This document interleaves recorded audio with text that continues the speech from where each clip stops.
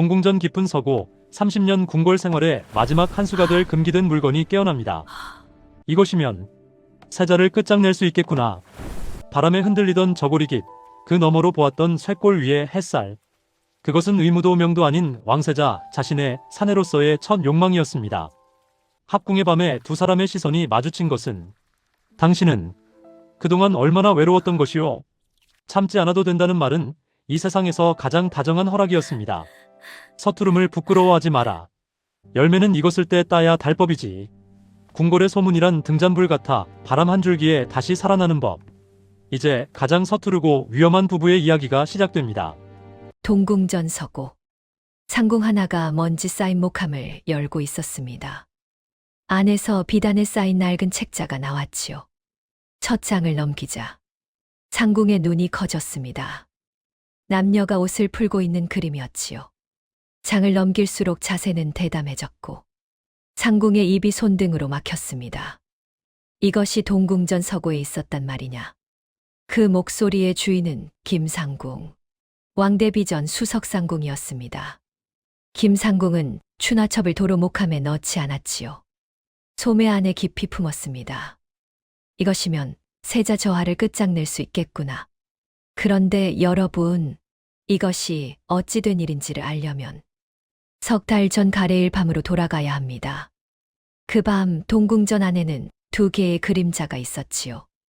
붉은 비단 이불 위로 등잔불 그림자가 번지고 18살 왕세자의 손이 17살 세자빈의 손목 위에 닿은 순간 세자빈의 숨이 멎은 듯 고요해졌습니다. 그런데 이상한 일이었지요. 그토록 간절히 원했던 그 손길이 닿았는데도 왕세자는 그 다음을 몰랐습니다. 나도 두렵소. 조선의 국본 만인 위에 서야 할 왕세자가 고작 여인의 손 하나 잡아놓고 떨고 있었다니, 이것은 여러분이 생각하시는 그런 이야기가 아닙니다. 가장 서투르고 그래서 가장 위험했던 부부의 이야기이지요. 서투름이 어째서 위험하냐고요? 잠시 뒤면 아시게 됩니다. 이 부부의 서투름을 노리는 자가 궁궐 안에 있었으니까요. 석 달 전 가래일 아침, 궁궐은 온통 붉은 빛이었습니다. 팔도에서 올라온 축하 진상품이 대전 마당에 쌓이고 풍악 소리가 궁성 밖까지 울려 퍼졌지요. 그런데 정작 당사자인 왕세자는 가래복 안에서 식은땀을 흘리고 있었습니다. 18배를 살면서 경사에 통달하고 대신들과 국정을 논하는 데는 거침이 없었으나 여인의 손목 하나 잡아본 적이 없는 왕세자였지요. 책에서는 음양이 교감해야 후사를 잇는다고 했습니다. 그런데 정작 그 교감이 무엇인지, 어떻게 해야 하는 것인지, 어떤 스승도 어떤 서책도 알려주지 않았지요. 같은 시각 초래청으로 향하는 가마 안, 17살 세자비는 족두리 아래로 눈물을 삼키고 있었습니다.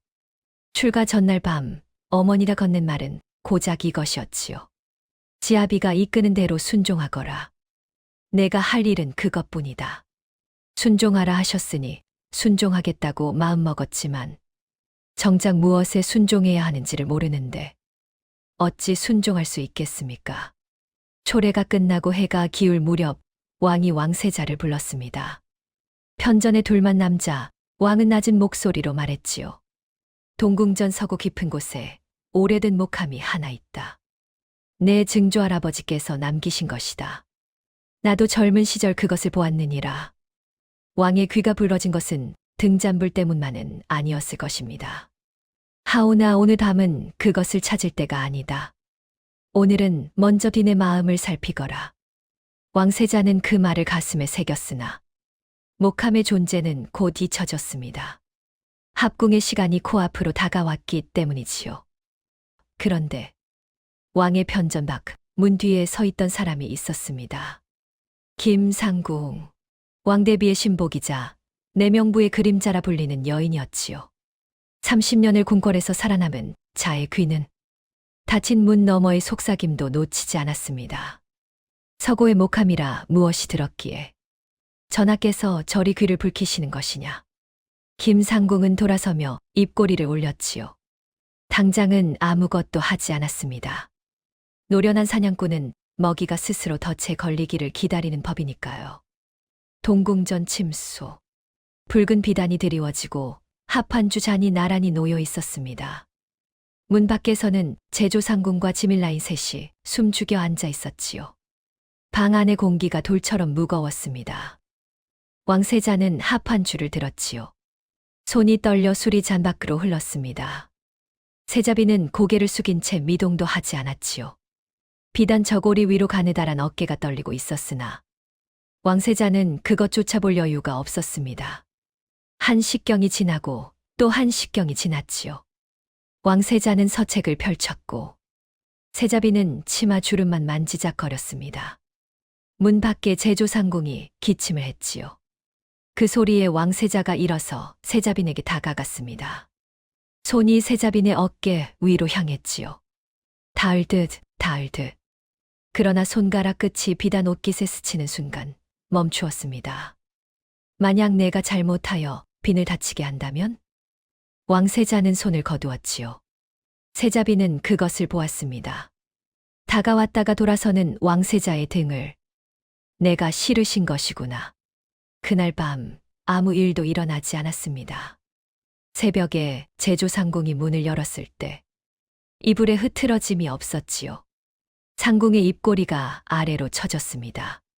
두 번째 합궁도 마찬가지였지요. 왕이 왕세자를 불렀습니다. 이것은 명이다. 다음 길일에는 반드시 합궁을 이루어라. 왕대비는 세자빈을 불러 다그쳤지요. 향을 피우고 비단 속적삼을 갖춰 입어라. 지아비의 마음을 끌어야 하느니 궁 안팎에는 소문이 퍼졌습니다. 세자 저하의 옥체에 문제가 있는 것이 아니냐. 급기야 사간원에서 상소까지 올라오고 어이가 왕세자의 진맥을 하는 수치를 겪었지요. 그리고 이 소문을 가장 기뻐한 사람이 있었습니다. 김상궁이었지요. 왕대비전으로 돌아온 김상궁은 왕대비에게 조심스럽게 여쭈었습니다. 마마, 만에 하나 세자빈이 후사를 잊지 못한다면 후궁을 드리는 것이 사직을 위한 일이 아니겠사옵니까? 왕대비의 눈이 가늘어졌지요. 아직 이르다. 그러하오나 마마, 미리 준비해 두시는 것이 현명하옵니다. 정승 윤대감 댁의 딸이 올해 16이라 하옵니다. 가문도 반듯하고 얼굴도 곱다 하지요. 왕대비는 대답하지 않았습니다. 그러나 거절하지도 않았지요. 김상궁에게는 그것만으로도 충분했습니다. 수치심에 온몸이 불타던 왕세자는 불현듯 아버지의 말을 떠올렸습니다. 동궁전 서고 깊은 곳에 오래된 목함이 하나 있다. 그날 밤 왕세자는 내시들의 눈을 피해 홀로 서고 깊숙이 들어갔지요. 먼지가 수북이 쌓인 작은 목함. 비단 보자기에 쌓인 낡은 추나첩이 나타났습니다. 첫 장을 넘기는 순간 숨이 멎었지요. 남녀가 마주 앉아있는 그릇. 장을 넘길수록 두 사람의 거리는 가까워지고 옷은 느슨해지며 자세는 점점. 왕세자는 화들짝 놀라 추나첩을 덮어버렸습니다. 얼굴이 귀 끝까지 붉어졌지요. 한참을 망설이다 다시 펼쳤습니다. 이번에는 그림 옆에 작은 글씨가 눈에 들어왔지요. 급히 다가가지 말 것. 먼저 마음을 열고 온기를 나눈 뒤에 비로소 몸을 가까이 할 것. 여인의 두려움을 헤아리지 못하면 100번을 다가가도 마음은 닿지 않는다. 마지막 장에는 선대왕의 글씨가 적혀 있었습니다. 훗날 길을 잃은 후손에게 남기노니 부끄러워하지 말거라. 사내가 여인을 아끼는 법을 모르는 것이 여인을 함부로 대하는 것보다 낫다. 증조 할아버지도 아버지도 처음에는 자신처럼 막막했던 것입니다. 왕세자는 추나첩을 다시 목함에 넣지 않았습니다. 소매 안에 깊이 품었지요. 그리고 서고를 나서는 왕세자의 뒤를 누군가의 시선이 따라가고 있었습니다. 동궁전 행랑채의 어둠 속에서 같은 무렵 세자빈에게도 변화가 찾아왔지요. 세자빈이 태어날 때부터 곁을 지킨 늙은 보모상궁이 더는 보고 있을 수가 없었습니다. 세자 저하께서 마마에게 다가오지 않으신 것은 마마가 미워서가 아니옵니다. 저하도 두려우신 것이옵니다. 세자비는 놀란 표정을 감추지 못했지요. 저하께서 모르신다고요? 순종이란 것은 나무 인형처럼 가만히 있으라는 뜻이 아니옵니다. 마마가 먼저 고개를 들고 눈을 맞추시고 미소를 지어 보시옵소서. 그것만으로도 많은 것이 달라지옵니다. 그 밤 세자비는 처음으로 울지 않고 잠이 들었습니다. 그 뒤로 왕세자의 밤이 달라졌습니다. 밤이면 처소 깊은 곳에서 등잔불을 밝히고 추나첩을 펼쳤지요. 처음에는 부끄러워 덮었다. 펼치기를 수십 번. 그러나 점차 깨달았습니다. 이 추나첩이 말하고자 하는 것은 몸의 기술이 아니라 마음의 순서라는 것을. 그러던 어느 날 왕세자는 서연에서 돌아오다 담장 너머로 세자빈의 모습을 보았습니다. 작은 화분에 물을 주고 있었지요. 봄볕이 세자빈의 뺨 위로 부드럽게 내려앉아 있었습니다. 그때 바람이 불었지요. 세자빈의 저고리 깃이 바람에 벌어지며 가느다란 목선이 드러났습니다. 쇄골 위에 머무는 햇살. 그 빛이 피부 위에서 은은하게 빛나는 것을 본 순간 왕세자는 자신도 모르게 숨을 멈추었지요. 입안이 바짝 마르는 것을 느꼈습니다. 이것은 의무감이 아니었지요. 처음 느껴보는 갈증이었습니다. 그날 밤 왕세자는 추나첩을 펼치다 잠이 들었지요. 꿈을 꾸었습니다. 담장 너머에서 보았던 세자빈의 목선, 바람에 흔들리던 저고리기. 꿈속에서는 그 깃이 더 벌어졌지요. 쇄골 아래로 비단 속적삼의 매듭이 보였습니다. 왕세자의 손이 그 매듭을 향해 뻗었을 때 흠칫 잠에서 깨어났습니다. 이마에 땀이 맺혀 있었지요. 심장이 거칠게 뛰고 있었고 온몸에 알 수 없는 열기가 감돌았습니다. 왕세자는 이불을 움켜쥐었지요. 이것은 더 이상 공부가 아니었습니다. 자신의 몸 깊은 곳에서 무언가가 깨어나고 있었지요. 빈을 만나고 싶다. 그것은 의무도 명도 아닌 왕세자 자신의 사내로서의 첫 욕망이었습니다. 세 번째 길일이 돌아왔습니다. 이번에도 실패한다면 왕의 인내도 조정의 시선도 한계에 이를 터였지요. 하지만 왕세자의 마음은 이전과 달랐습니다. 두려움은 여전했으나 그 안에 다른 것이 섞여 있었지요. 꿈속에서 뻗었던 손, 몸 안에서 깨어난 열기. 해가 저물고 동궁전에 등잔불이 켜졌습니다. 왕세자가 침소에 들어서는 순간 먼저 향이 밀려왔지요. 난초향. 왕대비의 당부대로 세자빈이 향을 피운 것입니다. 그리고 왕세자의 시선이 멈추었습니다. 세자빈이 새 속적삼을 입고 있었지요. 얇은 명주 비단으로 지은 속적삼은 촛불 아래에서 은은하게 비쳤습니다. 저고리 깃 사이로 명주천이 목선을 따라 흘렀고 가느다란 쇄골의 그림자가 옷감 위로 드러나 보였지요. 왕세자는 심장이 세차게 뛰는 것을 느꼈습니다. 꿈에서 보았던 그 목선이 지금 눈앞에 있었기 때문이지요. 하지만 왕세자는 세자빈 맞은편에 앉지 않았습니다. 대신 방 한쪽에 놓인 다기로 걸어갔지요. 세자빈이 고개를 살짝 들었습니다. 왕세자가 직접 차를 우리기 시작한 것이지요. 찬물이 잔 밖으로 좀 흘렀지만 멈추지 않았습니다. 빈. 세자빈이 놀랐지요. 왕세자가 자신을 직접 부른 것은 처음이었으니까요. 차가 식기 전에 드시오. 왕세자의 목소리는 떨리고 있었습니다. 하지만 그 떨림 속에 온기가 있었지요. 세자빈은 보모상궁의 말을 떠올렸습니다. 먼저 고개를 들고 눈을 맞추시고 미소를 지어 보시옵소서. 세자빈은 용기를 냈습니다. 고개를 들었지요. 왕세자의 눈과 세자빈의 눈이 마주쳤습니다. 처음이었습니다. 합궁의 밤에 두 사람의 시선이 만난 것은 세자빈의 눈 속에 등잔불이 출렁이고 있었습니다. 왕세자의 입에서 의도치 않은 말이 흘러나왔지요. 비는 그동안 외로웠소. 세자빈의 눈시울이 붉어졌습니다. 저는 저하께서 저를 싫어하시는 줄만 알았사옵니다. 싫어하다니 매번 다가오시다 돌아서셨잖사옵니까. 밤마다 생각했사옵니다.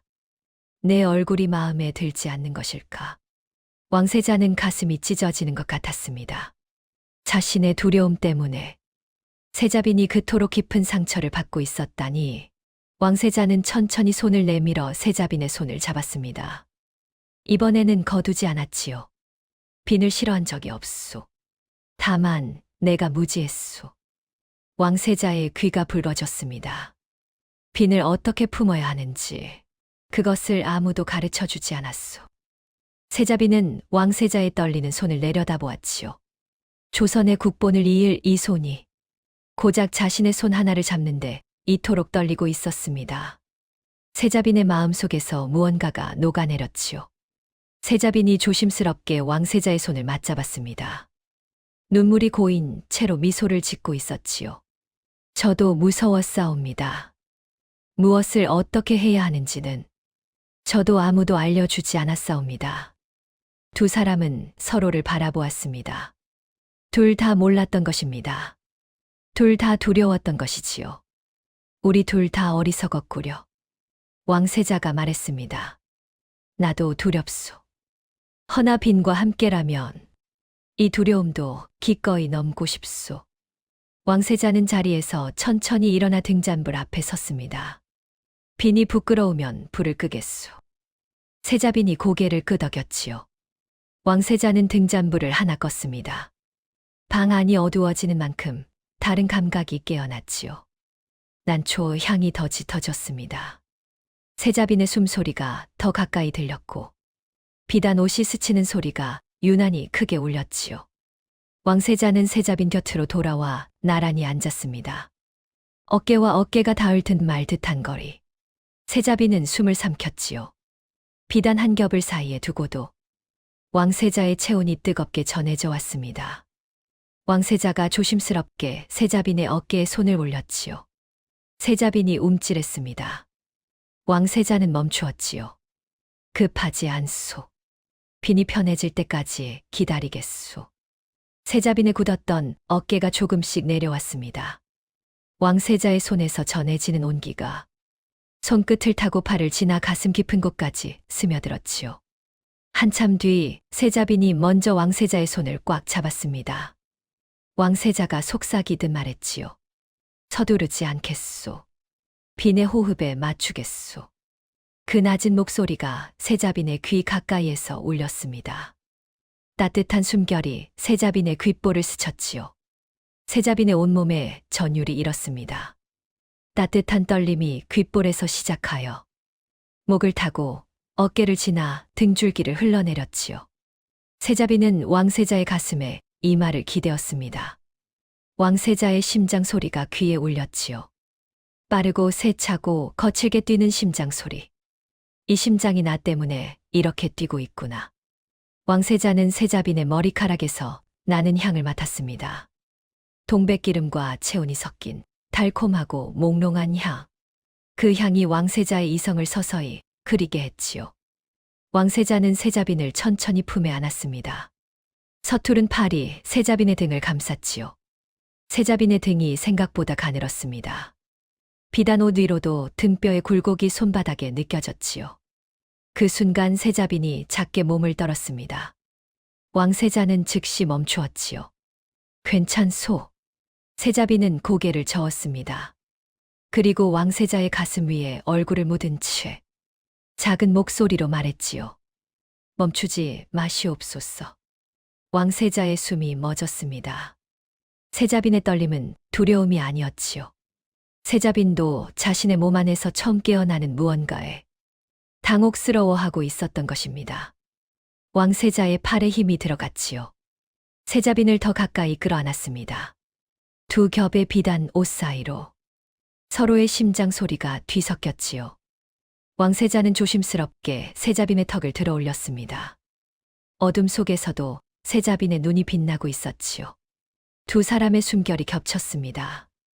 코끝이 닿았고 입술과 입술 사이에 종이 한 장의 틈만 남았지요.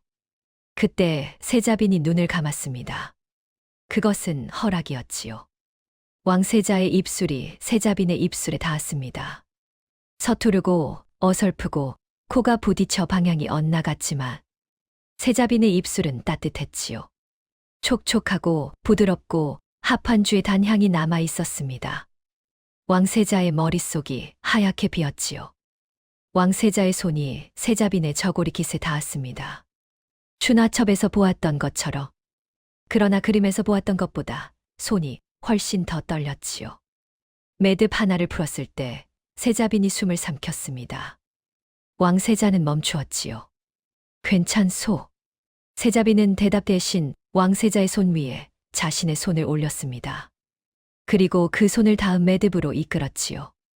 비단이 스치는 소리가 어둠 속에 울렸습니다. 한 겹, 또 한 겹. 왕세자의 손끝에 비단이 아닌 피부가 닿았을 때 왕세자의 손이 얼어붙었지요. 따뜻했습니다. 비단보다 부드러웠지요. 그리고 떨리고 있었습니다. 왕세자는 그 떨림 위에 손바닥을 가만히 올렸습니다. 누르지 않고 쓸지 않고 그저 온기를 나누었지요. 세자빈의 떨림이 조금씩 가라앉았습니다. 세자빈의 입에서 가느다란 소리가 새어나왔지요. 자신도 모르게 흘러나온 소리에 세자빈은 스스로 놀라 입을 틀어막았습니다. 왕세자가 그 손을 조심스럽게 내렸지요. 괜찮소. 참지 않아도 돼요. 그 한마디에 세자빈의 눈에서 눈물이 흘렀습니다. 지금껏 모든 것을 참아야만 했던 세자빈이었지요. 울음을 참고 서러움을 참고 두려움을 참고 참지 않아도 된다는 말은 이 세상에서 가장 다정한 허락이었습니다. 세자빈이 왕세자의 목을 끌어안았지요. 그 뒤로 어둠 속에서 일어난 일은 비가 메마른 땅에 스며드는 것과 같았다고나 할까요? 처음에는 조심스럽게 한 방울 한 방울, 그러다 서서히 조금씩 두 사람은 천천히 서로의 깊은 곳으로 스며들었습니다.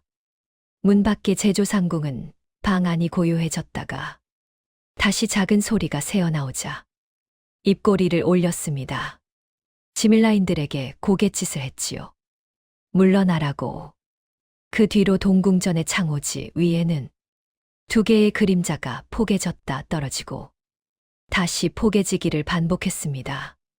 마침내 두 그림자가 하나로 겹쳐진 채 더 이상 떨어지지 않았지요. 등잔불은 새벽이 올 때까지 다시 켜지지 않았습니다. 새벽이 밝았습니다. 제조상궁이 조심스럽게 동궁전의 문을 열었지요. 방 안에 흩어진 비단 옷가지들. 왕세자와 세자빈이 나란히 잠들어 있었습니다. 세자빈의 머리카락이 왕세자의 맨 어깨 위에 흩어져 있었고 왕세자의 팔이 세자빈을 감싸고 있었지요. 제조상궁은 입가를 가리며 소리 없이 웃었습니다. 드디어 상궁은 곧장 왕에게로 향했지요. 그런데 이 소식을 가장 먼저 들은 것은 왕이 아니었습니다. 김상궁이었지요. 김상궁은 새벽부터 동궁전 근처를 서성이고 있었습니다. 제조상궁이 왕에게로 향하는 것을 보고 제조상궁 아래에 나인 하나를 붙잡았지요. 동궁전 소식이 어떻더냐. 나인은 김상궁의 위세에 눌려 입을 열었습니다. 이불이 흐트러져 있었사옵니다. 김상궁의 얼굴이 굳었지요. 합궁이 이루어졌다면 후궁 이야기는 물 건너간 것입니다. 그러나 김상궁은 포기할 위인이 아니었지요. 합궁이 이루어진 것과 후사가 있는 것은 다른 이야기다. 아직 끝난 것이 아니야. 김상궁은 돌아서며 중얼거렸습니다. 그 서고의 목함 그것부터 확인해야겠구나. 동궁전 안. 세자빈이 먼저 눈을 떴습니다. 가장 먼저 느낀 것은 자신의 맨살에 닿아 있는 왕세자의 팔뚝이었지요. 따뜻하고 단단하고 살아있는 온기. 세자빈의 얼굴이 귀 끝까지 붉어졌습니다. 어젯밤이 물밀듯 밀려왔지요. 매듭을 푸는 손이 너무 떨려서 자신이 대신 이끌어야 했던 순간. 피부와 피부가 닿았을 때 둘 다 숨을 멈추었던 그 정적. 참지 않아도 된다는 한마디에 터져 나온 눈물. 그리고 왕세자의 이마에서 떨어진 땀방울이 자신의 볼 위로 흘렀던 것. 잠든 왕세자의 얼굴을 들여다보았지요. 잠결의 얼굴에는 위험도 두려움도 없었습니다. 그저 18살 청년의 평온한 얼굴. 세자빈이 조심스럽게 왕세자의 이마 위 머리카락을 쓸어 올렸습니다. 그 손길에 왕세자가 눈을 떴지요. 안녕히 주무셨사옵니까? 왕세자는 대답 대신 이불 밑에서 세자빈의 손을 찾아 잡았습니다. 오늘 아침은 유난히 밝구려. 세자빈이 푸하고 웃음을 터뜨렸지요. 빈 오늘 밤에도 차를 끓여도 되겠소.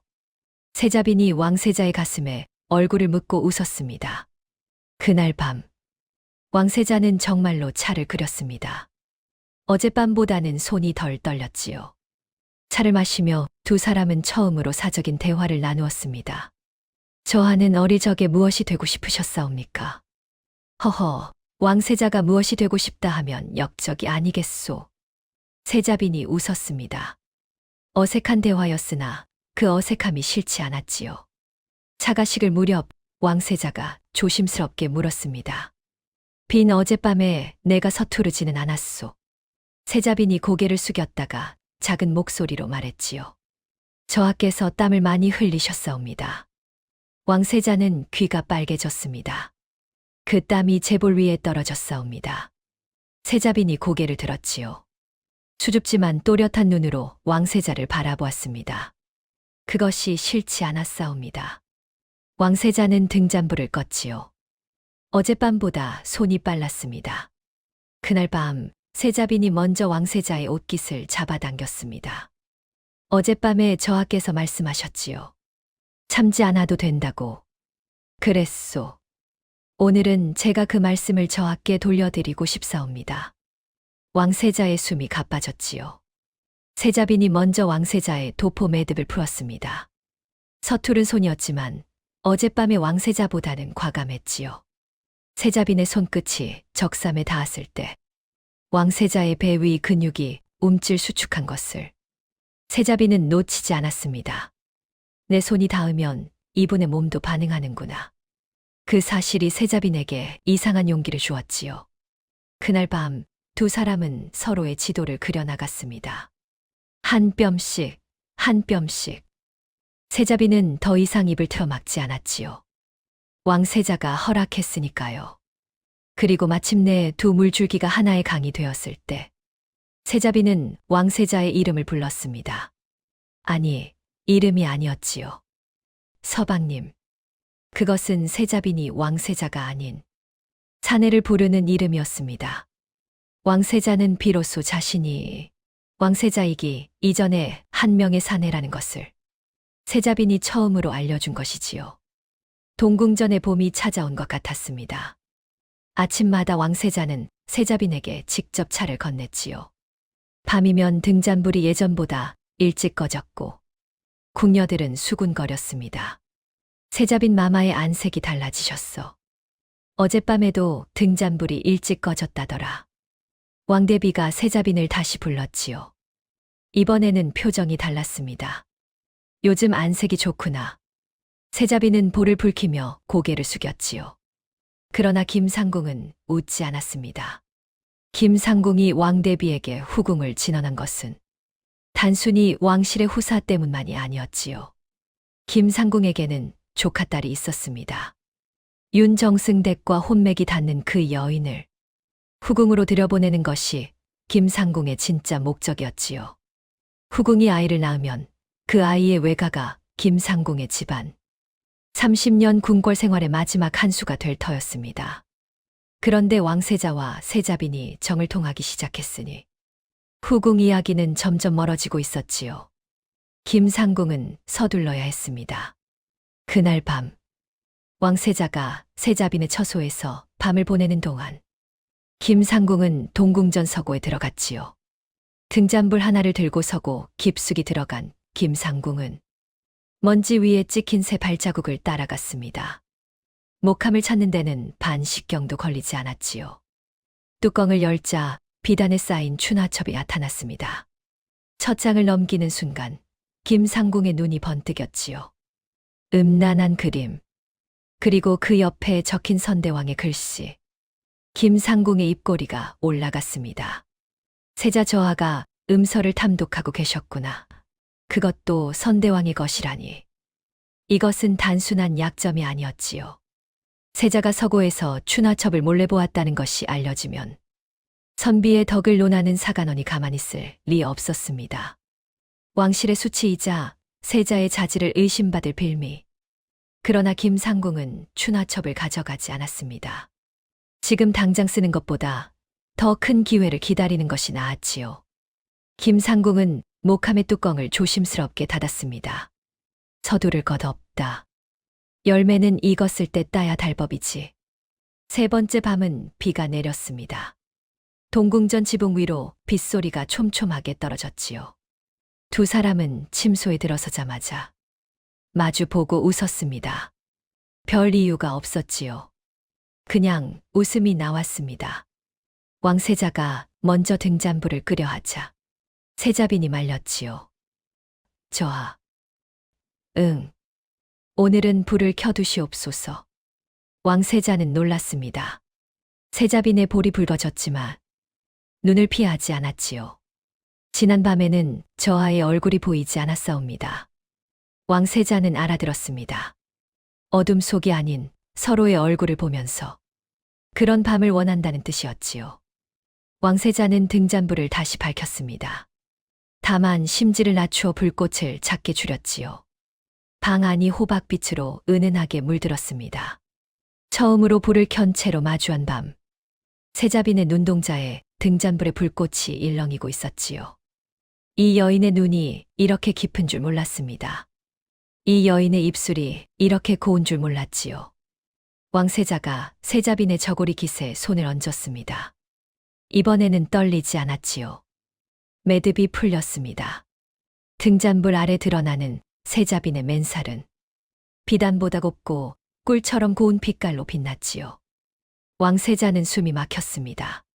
지금까지 어둠 속에서 손끝으로만 느꼈던 것을 처음으로 눈으로 보았지요. 비는 아름답구려. 세자빈이 부끄러운 듯 팔로 몸을 감쌌습니다. 왕세자가 그 팔을 조심스럽게 내렸지요. 숨기지 마시오. 세자빈의 눈에 눈물이 고였습니다. 부끄러움 때문이 아니었지요.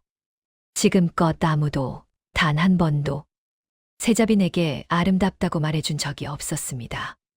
그날 밤은 이전의 밤들과 달랐지요. 서로의 눈을 보았기 때문입니다. 빗소리가 지붕 위에서 쏟아졌지요. 촘촘하고 촉촉하고 끝이 없는 빗소리.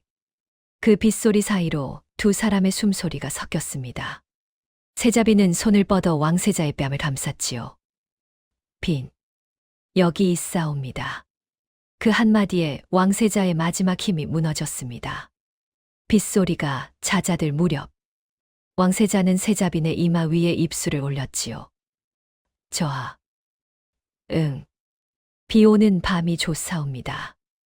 왕세자는 세자빈의 젖은 이마의 턱을 올리고 웃었습니다. 그러면 비가 올 때마다 불을 켜두겠소. 밖에서는 여전히 비가 내리고 있었습니다. 하지만 동궁전 안은 따뜻했지요. 태기가 있다는 소식이 전해진 것은 그로부터 석 달 뒤였습니다. 전하, 세자빈 마마께서 태기가 있사옵니다. 왕은 크게 웃었지요. 그 목함 값을 톡톡히 하는구나. 온 궁궐이 들떠 있을 때 김상궁의 얼굴만 어두웠습니다. 태기까지 들었으니 후궁 이야기는 완전히 끝난 것이지요. 김상궁의 30년 계획이 물거품이 되려 하고 있었습니다. 그런데 김상궁에게 기회가 찾아왔지요. 어느 날 왕세자가 서연에서 대신들과 논쟁을 벌였습니다. 백성을 위한 진율책을 놓고 보수파 대신과 격하게 부딪힌 것이지요. 좌의정 윤대감이 왕세자에게 말했습니다. 저하, 덕이란 경전의 글자에 있는 것이 아니라 몸가짐에 있는 것이옵니다. 저하의 몸가짐이 바르신지 먼저 돌아보시옵소서. 그것은 노회한 정치인의 견제였을 뿐이지만 김상궁에게는 천금 같은 빌미가 되었지요. 김상궁은 윤대감의 측근 나인에게 은밀히 귀띔을 했습니다. 좌의정 대감께서 세자의 덕을 걱정하시던데 시은 동궁전 서고에 세자 저하가 몰래 보시는 것이 있다 하더이다. 음란한 그림이 그려진 책자라 하지요. 사실만 말했을 뿐 거짓은 섞지 않았습니다. 그것이 김상궁의 교활한 점이었지요. 며칠 뒤 사간원에서 상소가 올라왔습니다. 세자의 서고에 음서가 있다는 소문이 있으니 진위를 밝혀 세자의 덕을 바로잡으시옵소서. 왕의 얼굴이 굳었지요. 그 목함이 무엇인지 왕은 알고 있었습니다. 자신도 보았던 것이니까요. 아니, 자신이 왕세자에게 알려준 것이니까요. 만약 춘하첩의 존재가 조정에 알려지면 선대왕의 유품에 춘하가 있었다는 것 자체가 왕실의 치명적인 수치가 됩니다. 그리고 그것을 세자에게 알려준 왕 자신도 비난을 피할 수 없지요. 왕은 내관을 불러 명했습니다. 동궁전 서고의 목함을 당장 가져오너라. 아무에게도 알리지 말고. 그런데 내관이 돌아왔을 때 목함 안은 비어 있었지요. 춘하첩이 사라진 것입니다. 왕의 얼굴이 창백해졌습니다. 왕세자를 급히 불렀지요. 내가 그것을 다른 곳에 옮겼느냐? 왕세자의 얼굴에서 피가 빠졌습니다. 아니옵니다. 아바마마. 소자는 분명히 목함에 다시 넣어두었사옵니다. 부자의 시선이 마주쳤지요. 누군가가 춘하첩을 가져갔다는 뜻이었습니다. 그리고 그것을 가진 자가 누구든 왕실을 벼랑 끝으로 몰 수 있는 무기를 쥔 셈이었지요. 왕이 이를 악물었습니다. 이 궁궐 안에 쥐가 있다. 소문은 빠르게 번졌습니다. 세자가 음서를 탐독한다. 동궁전 서고에 음란한 그림이 있었다. 사간원의 상소는 연이어 올라왔고 대관들은 서고 수색을 요구했지요. 왕은 수색을 막았습니다. 그러나 막으면 막을수록 의혹은 커졌지요. 전하께서 막으시는 것은 무언가를 숨기시기 때문이 아니냐. 왕세자는 서연에 나가는 것이 고역이 되었습니다. 대신들의 눈빛이 달라졌지요. 세자 저하, 요즘 밤이 짧으신 모양이옵니다. 그 한마디가 왕세자의 뺨을 후려치는 것 같았지요. 더 견디기 어려운 것은 세자빈이었습니다. 궁녀들의 수군거림이 들렸지요.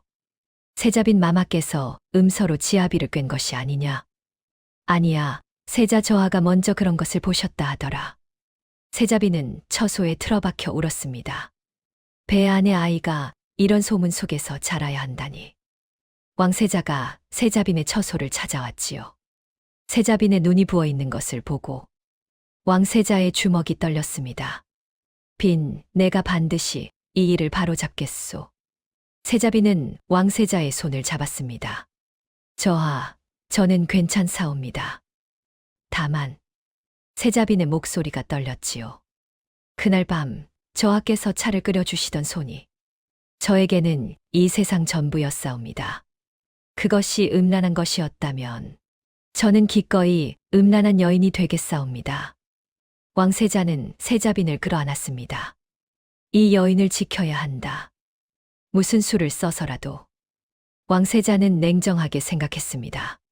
춘하첩을 가져간 자가 누구인가? 서고의 위치를 아는 사람은 극소수였지요. 왕과 자신, 그리고 아바마마와 내가 대화하던 그날, 편전 밖에 누가 있었는가?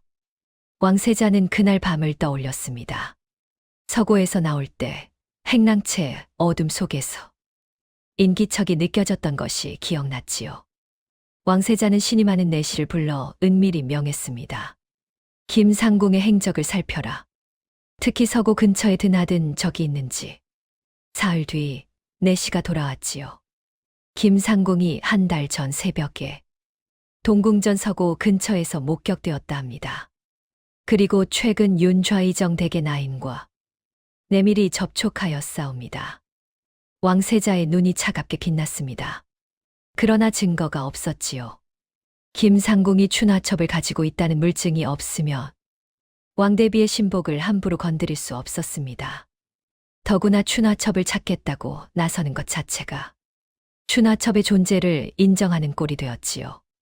숨을 공간이 줄어들고 있었습니다. 왕세자는 결심했습니다. 숨기는 것이 아니라 정면으로 맞서기로 한 것이지요. 왕세자는 왕에게 청했습니다. 아바마마, 소자가 직접 조정에 나아가 이 일을 해명하겠사옵니다. 왕은 고개를 저었지요. 내가 나서면 일이 더 커진다. 이미 커질 대로 커졌사옵니다. 숨기면 숨길수록 빈이 닫힙니다. 왕세자의 눈에 단호함이 서렸지요. 왕은 한참을 아들의 얼굴을 들여다보다 말했습니다. 그래, 내 뜻대로 하여라. 다만 기억하여라. 이 일은 조정이 아니라 왕대비전에서 끝내야 한다. 왕세자는 곧장 왕대비전으로 향했습니다. 왕대비전 처소. 왕대비가 자리에 앉아 있었고 그 옆에 김상궁이 서 있었지요. 왕세자는 왕대비 앞에 무릎을 꿇었습니다. 대비마마, 소자가 여쭐 것이 있사옵니다. 왕대비가 눈을 가늘게 떴지요. 근자의 소자의 서고에 음서가 있다는 상소가 올라왔사옵니다. 김상궁의 시선이 미세하게 흔들렸지요. 소자가 본 것은 음서가 아니옵니다. 증조 대왕전하께서 후손을 위해 남기신 가르침이옵니다. 왕세자는 고개를 들고 왕대비의 눈을 똑바로 바라보았습니다. 대비마마께서도 아시지 않사옵니까? 선대 대왕 전하와 왕비마마께서 가래 후 수개월간 합궁을 이루지 못하셨다는 것을. 왕대비의 표정이 미묘하게 변했지요. 그것은 왕대비 자신의 이야기이기도 했으니까요. 증조 대왕 전하께서는 훗날 후손이 같은 어려움을 겪지 않도록 가르침을 남기신 것이옵니다. 소자는 그 가르침을 따라 비로소 빈에게 다가갈 수 있었사옵니다. 왕세자의 목소리가 떨렸습니다. 하지만 물러서지 않았지요.